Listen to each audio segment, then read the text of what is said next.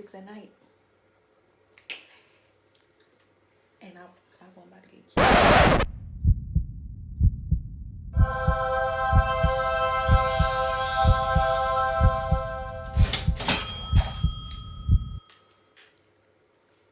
Hey y'all, welcome back. I really hope this is working right now.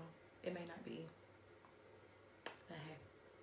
So today I'm going to teach y'all how to flip your photos back. So you know when you take a picture, a selfie with your regular camera, and when you look at it, it don't look like how it looked when you took it on the phone, like what you was looking at when you took the picture.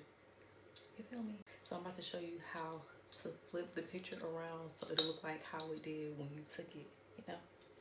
So if you want to know how to do that, stay tuned. I know some of you already know how to do it. Good for you, bitch, because I'm going to teach you anyway.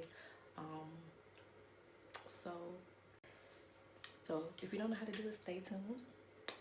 If you do know how to do it, still stay tuned. Make sure you like, comment, and subscribe. First edit, then crop, then left corner, then press done. Voila.